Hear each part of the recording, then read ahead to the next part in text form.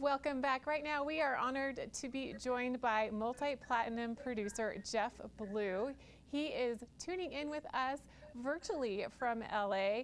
He has written a new book, and we're looking forward to talking with him about his book, his background, and his exciting career. Jeff, thanks for joining us. My pleasure. Great to be here. I'm very much looking forward to learning about you and your book and everything that you've done. So tell me a little bit more about this new book. Well, the book is One Step Closer, Becoming Linkin Park, and it's about my journey with one of the most inspirational and motivational bands I've had the opportunity to work with, and a band that's actually touched generations and especially younger people right now. The anniversary, I wrote the book surrounding the anniversary, the 20th anniversary of Linkin Park's Hybrid Theory, which was the #1 best-selling debut album of the 21st century. And ironically, it's been extremely rewarding because I've gotten so much response from young people that are 18 to 23 years old who were just being born at that time, and they're reaching out, letting me know how much the album and the band has inspired them and helped them attain goals in their lives. So. And looking back on your career, if we go way back to college, you graduated from UCLA in communications and then went to law school. Tell me a little bit about the decision to go into the music industry. Is that something you always wanted to do? Well, the interesting thing too is when you're in college, you really don't know what you want to do. It's a time where you are experiencing things, and so being in Los Angeles, I decided, like everybody, I wanted to go into be on camera. So I took up acting while I was a communications major, and got a bunch of commercial gigs and TV. And I ended up interning for a man named Harvey Levin, who's the head of TMZ, and he was a legal reporter at CBS News in Los Angeles at the time. And he goes, "You got to be a legal reporter." So, as a young person, I was very influenced by him, and he told me to go to law school. So that's what I did. And during law school, I realized how much I hated law school. And through the boredom, my roommate and I picked up, instruments. So I was already a drummer, but I picked up guitar and keyboards, and I learned, how to play. And we started a band, and I had a fortuitous meeting that was completely, I was invited into Geffen Records by somebody who thought I was a complete other person. I was a drummer in another band. And this whole melee ensued where I discovered what A&R was, and that there was a career outside of law that was appealing to me. And that career was going out and discovering artists and developing them and putting all your passion into something you love to do. And my passion was truly music. And I realized that that was an opportunity for me to potentially reach millions of people through a medium that I loved, which was music. And you are known for your eye in finding stars and helping people go from pretty much not being known at all to stardom. So tell me a little bit about that and how you recognize that and individuals that you've been able to build up.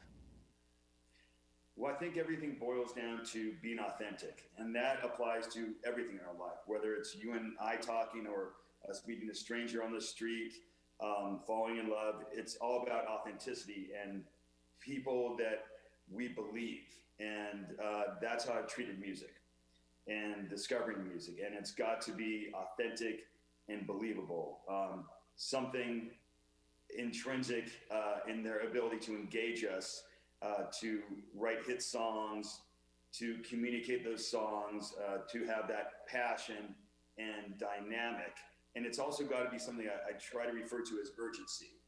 It can't be something that's, that's really cool. It's got to be like, I need to know more about this person right now. I need to know more about this music that grabs us by, the heart and draws us in. And a lot of times that clearly has to do with the vocalist. And I've been honored to and blessed to have discovered vocalists such as Daniel Powder, Had a Bad Day, Macy Gray with I Try, and Chester Bennington from Linkin Park, just who have these iconic voices, Fred Durst and Jonathan Davis from Korn.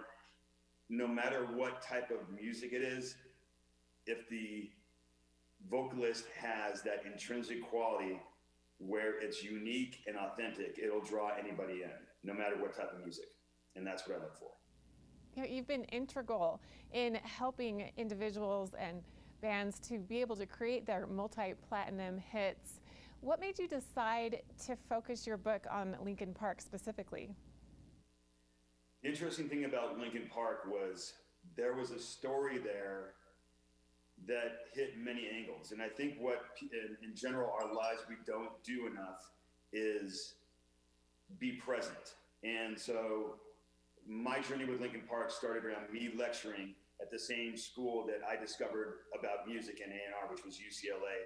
And an intern, a young man named Brad Delson, came into my office inspired by my lecture at UCLA and asked to be my intern. And his drive and passion led to him telling me about his band and his belief. I feel like I was looking at a young version of myself, and although he was only maybe 8 years younger. And thereupon, after their first show, I just believed in these kids. There's the rapper and primary songwriter named Mike Shinoda, who was just a visionary. And although the music wasn't there, I believed in them. And it goes back to what we were just discussing about, which is authenticity. And these kids were authentic. They were extremely intelligent. They didn't do any drugs, which was very interesting to me because I'm highly anti-drug and substance. And they relied solely on intelligence, vision, and hard work. And that made me want to invest in them. No matter, they had only played one show after I signed them, and they were rejected 44 times. And that only fueled my belief in them, and it fueled their desire to move forward. And then so when we found Chester Bennington, who became the lead singer of Linkin Park, they were rejected another slew of times. And it just led to my conviction that everybody else is wrong. And I believed in these guys. And we chose Warner Brothers, which was the only label that was actually interested, but they gave us the least amount of money. And I felt that if we could fly under the radar and make a great product, that we would, if we came out of the gates with a hit, we would have that much more, push behind us because we'd be the underdog. And that's, everybody loves an underdog. You know, you mentioned this authenticity as being really integral in artists, especially as they're starting out. When people read your book, readers after they have completed it, if there was one thing you could pick as a takeaway from what you have written, what would that be? My belief is that there's two things. You're always going to be rejected in life. There's always going to be haters. Don't ignore them. Listen to everything. And if you have the drive and the passion, take elements from what people say and adapt to them and interpret them and see if they're really true or not. And if you believe they're not, then forge forward with your original vision. But you always should be open to listening as the consumer and listening as, the manufacturer, in this case, music. And I guess the big takeaway is just to believe in yourself and be authentic. Don't change for other people, but listen and potentially be open to improving your product. Because in the end, that will really, if your material is that great, you'll be a success. And Jeff, we are just about out of time, but not only do you have this book coming out, you also have a docuseries and you're working on podcasts with everything else that you're doing. So how can we find out more information about you, follow along with you, and get your book? Well, this is the book, One Step Closer. You can find it on Amazon, Barnes & Noble, Apple, and my social media is Instagram and Facebook at Jeff Blue Music. That's JEFFBLUE Music, MUSIC. And I love engaging with everybody. I've had coaches, I've had business leaders reaching out to me, inspired by the book. And as I said, young kids, I can't believe 18 to 23-year-olds reaching out saying I changed I helped change their life and give them direction and hope in doing something that they've been told by other people that they couldn't achieve. So I welcome everybody reaching out, and I'm glad I could do something very positive. Well, Jeff Blue, it's been absolute pleasure getting to know you, learning more about who you are, your career, and this inspiring book. It's called One Step Closer. We're very grateful that you spent some time with us today. We'll be back with more right after this.